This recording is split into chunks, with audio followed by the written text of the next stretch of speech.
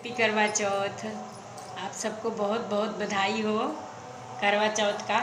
हम पूजा करने जा रहे हैं, अब कथा कह रहे हैं। श्री पार्वती जी ने कहा कि हे वत्स, उत्तम मास कार्तिक में चतुर्थी को कौन से गणेश का व्रत करना चाहिए। श्री गणेश जी ने कहा कि हे जननी, इस दिन विकट नामक गणेश जी का पूजन करना चाहिए। इस दिन उदय होते हुए चंद्रमा को अर्घ देकर भोजन करना चाहिए। इस व्रत के फल की एक कथा सुनाता हूँ। प्राचीन काल में अगस्त नाम के एक तपस्वी ऋषि थे। वे समुद्र के किनारे पर कठिन तप कर रहे थे। उस स्थान से कुछ दूर पर एक पक्षी अपने अंडों को सेह रहा था। इतने में ही समुद्र में ज्वार आया और पक्षी के अंडे समुद्र में के ज्वार में बह गए। पक्षी को समुद्र पर बड़ा क्रोध आया। उसने समुद्र को सुखाने की प्रतिज्ञा कर ली। वह अपनी चोंच से समुद्र का जल भर कर बाहर डालने लगा। वर्षों तक भी ऐसा करने पर जब जल नहीं सूखा तो उसने दुखी मन से अगस्त ऋषि के पास जाकर प्रार्थना की, आप अपने तपोबल से इस समुद्र को सुखा दे, क्योंकि इसने मेरे अंडों को नष्ट किया है। महर्षि ने समुद्र को सुखाने का वचन दे दिया। समुद्र को सुखाने की चिंता करते हुए गणेश जी का स्मरण करके कार्तिक मास गणेश संकट चतुर्थी का व्रत श्रद्धा के साथ 3 महीने तक किया। महर्षि अगस्त के व्रत से श्री गणेश जी प्रसन्न हो गए और वर दिया कि तुम्हारे 3 आचमन करते ही समुद्र सूख जाएगा। महर्षि अगस्त ने ऐसा ही किया और समुद्र सूख गया। इस व्रत के प्रभाव से अर्जुन ने भी अपने शत्रुओं पर विजय पाई। श्री गणेश जी से यह कथा सुनकर श्री पार्वती जी बड़ी आनंदित हुई। श्री कृष्ण बोले, हे धर्मराज, तुम भी इस उत्तम व्रत को करो जिससे तुम्हारे मनोरथ पूरे हो। श्री कृष्ण की इस प्रकार आज्ञा पाकर धर्मराज ने कार्तिक मास की संकट चतुर्थी का व्रत किया, जिसके प्रभाव से उन्हें अपना खोया हुआ राज्य पुनः मिल गया। ये दूसरी कहानी है, वो पहली कहानी थी। एक साहूकार के 7 बेटे और एक बेटी थी। सातों भाई तथा बहन नित्य एक साथ प्रेम पूर्वक भोजन किया करते थे। बहन का विवाह होने के बाद भाई भोजन करते समय बहन को याद करते हुए फिर अनमने से भोजन किया करते थे। जब कार्तिक से पहले बेटी विदा होकर घर आई तो घर में खुशी छा गई। अब बहन भाई फिर मिल बैठकर भोजन करने लगे।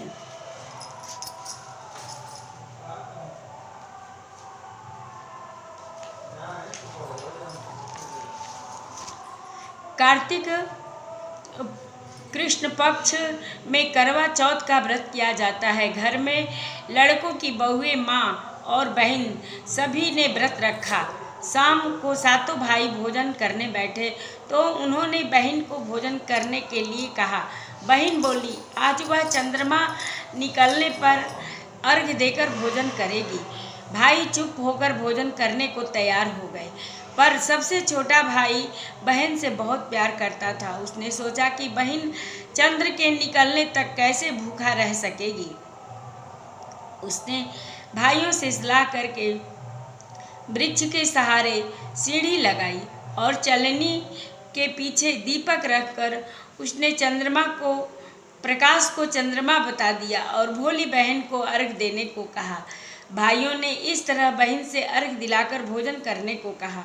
बहन ने अपनी भाभियों से भी भोजन करने को कहा, किंतु उन्होंने भाइयों के द्वारा छल किया जाना बताकर ननद को भी भोजन करने को मना किया। फिर भी भोली बहन ने भाइयों के बहकावे में आकर भोजन कर लिया। बहन जब भोजन करने बैठी तो पहले ग्रास में बाल निकला। दूसरे कौर मुंह तक पहुँचने तक कुत्ते के कान फड़फड़ाए। इस तरह 2 अपशगुनों के बाद भी बहन ने भाइयों के साथ कुछ भोजन कर लिया, लेकिन तभी उसके ससुराल से उसके पति की तबीयत खराब होने की खबर आ गई।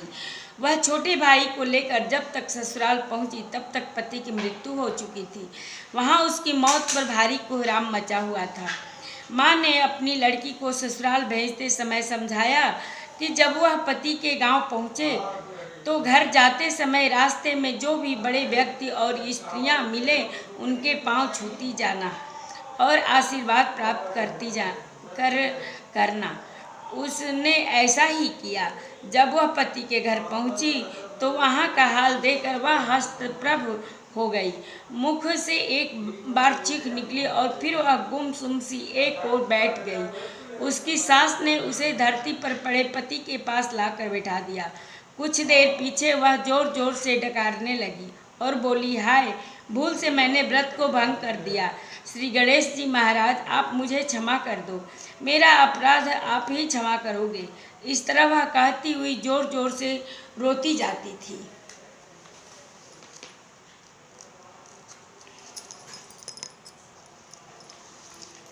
तभी शंकर पार्वती उधर से निकले। पार्वती जी ने हाल जानकर कहा, हे स्वामी, यह तो बहुत कम उम्र की विधवा हो रही है, यह अपना शेष जीवन कैसे काटेगी? प्रभु आप कुछ कीजिए। शंकर भगवान बोले, प्रिय, आपका कहना सही है, किंतु यह अपराध तो गणेश जी के प्रति हुआ है, वही इसे संभालेंगे।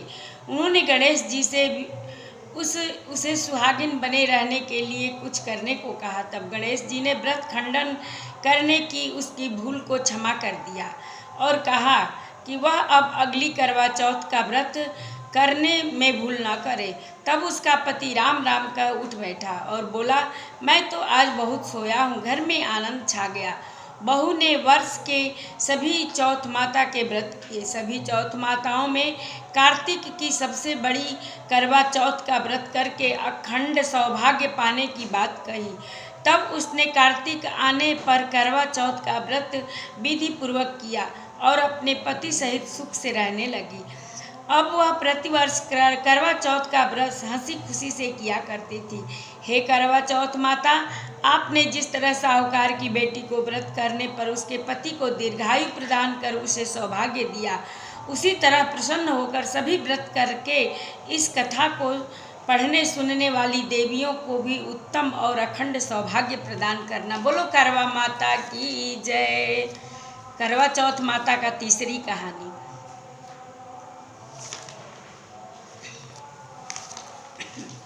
प्राचीन समय में एक पतिव्रता स्त्री थी, उसका नाम करवा था। वह अपने पति की सेवा करने में कोई कमी नहीं छोड़ती थी। एक कार्तिक कृष्ण पक्ष की चतुर्थी के दिन उसका पति जब नदी में स्नान कर रहा था तो एक मगरमच्छ उसका पैर पकड़कर नदी में ले जाने लगा। तब पति जोर जोर से करवा करवा कहकर पत्नी को मदद के लिए पुकारने लगा।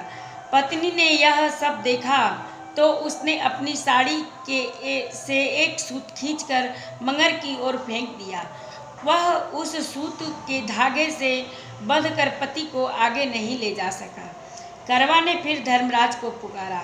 उस पतिव्रता की पुकार पर धर्मराज वहां उपस्थित हुए और बोले, हे पतिव्रते, कहो क्या चाहती हो? क्या चाहती हो? करवा बोली, महाराज, आप धर्मराज कहाते हैं और यहाँ अधर्म हो रहा है।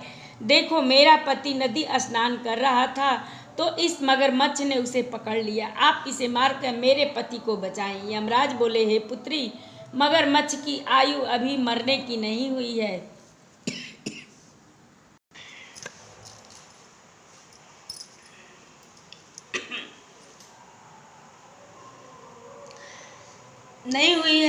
अभी इसकी आयु शेष है, इसलिए मैं इसको मृत्यु नहीं दे सकता। करवा बोली, भगवान, आप धर्मराज हैं, आपका धर्म दुष्टों को दंड देने का है, फिर आप ऐसा क्यों नहीं करते? धर्मराज उसकी बात सुनकर मौन थे। तब करवा फिर बोली, तो अब मैं ही मगरमच्छ को नदी सहित नष्ट कर देती हूँ। यमराज बोले, ऐसा मत करो पतिव्रते, नदी के नष्ट होने से तो सभी प्राणी दुखी हो जाएंगे। ऐसा कहकर उन्होंने उसके पति को छुड़ाकर मंगर को सीधा यमपुरी भेज दिया और कहा, देवी, आज कार्तिक कृष्ण पक्ष की चतुर्थी है। श्री गणेश जी की पूजा का दिन है। तुम्हारे करवा नाम से यह गणेश चतुर्थी प्रसिद्ध होगी।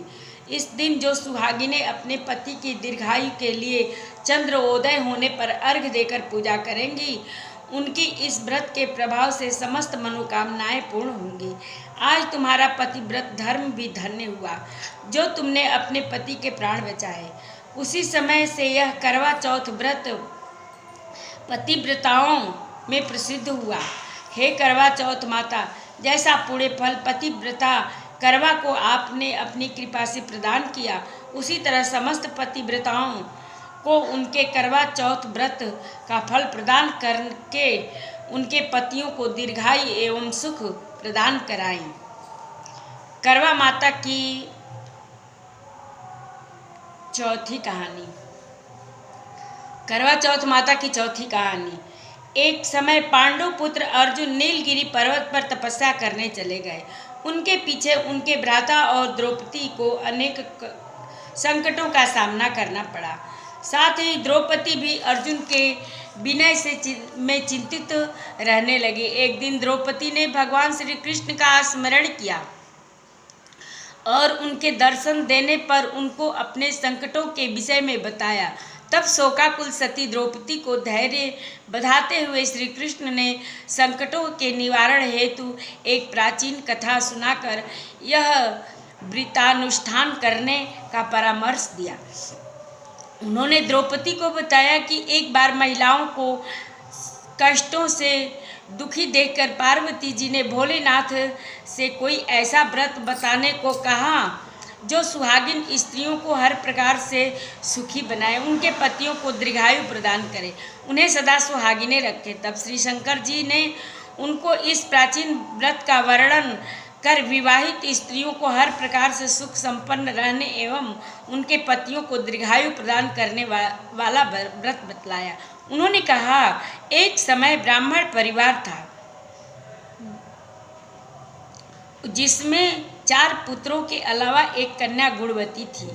परिवार के सभी व्यक्ति धार्मिक थे और वर्ष के सभी व्रत पूजा किया करते थे। एक बार कार्तिक कृष्ण चतुर्थी को माँ, बेटी तथा लड़कों की बहुओं ने करवा चौथ का व्रत रखा।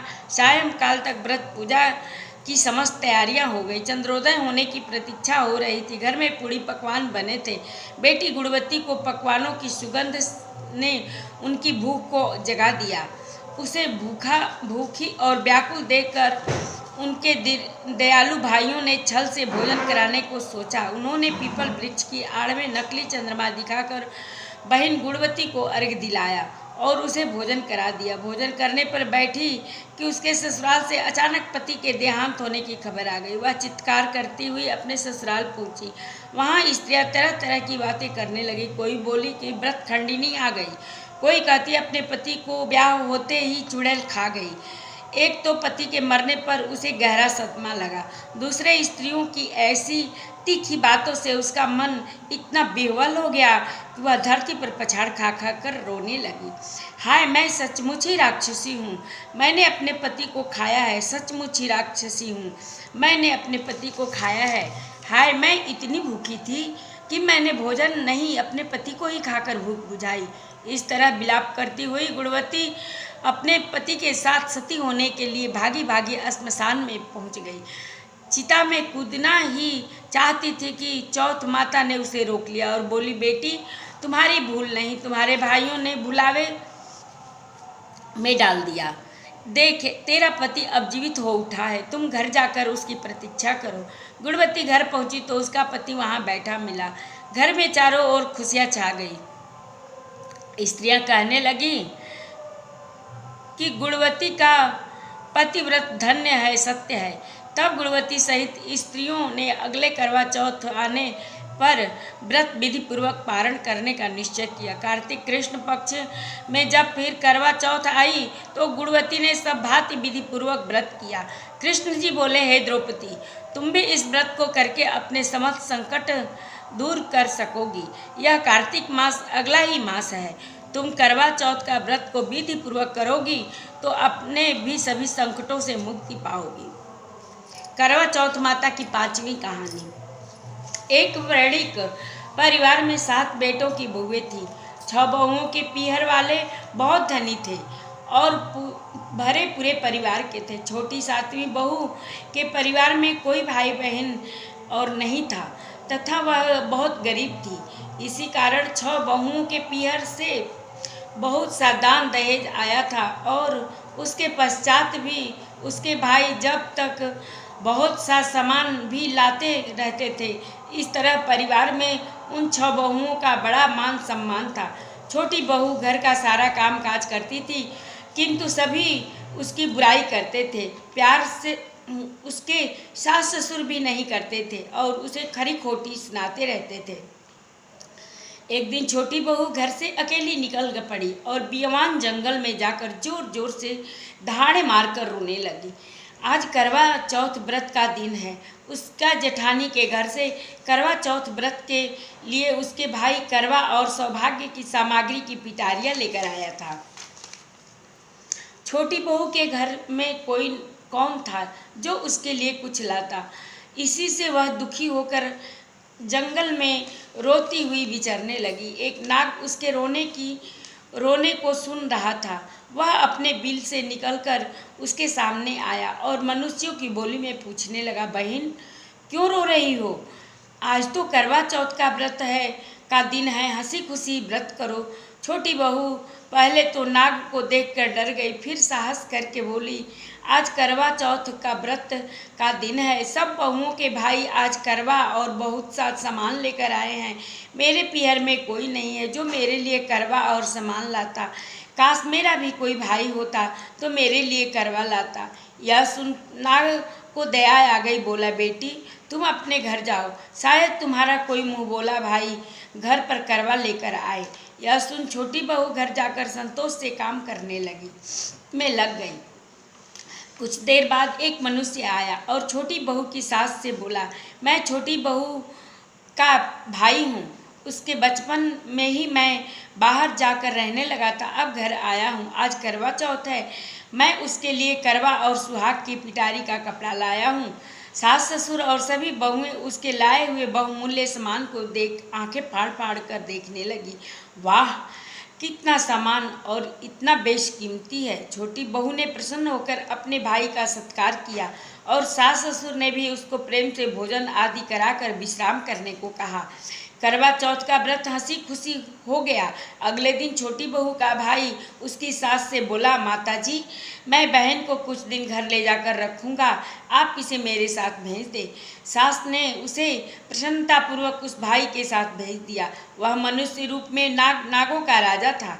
वह अपने ससुराल से अपने महल में लेकर आया और बोला, बहन तुम जितने दिन रह सको यहाँ हंसी खुशी से रहो, अपने इच्छा अनुसार खाओ पियो, सारे महल में मर्जी हो घूमो, लेकिन एक ख्याल रखना, सामने वाली नाद का ढक्कन उठाकर कुछ नहीं देखना।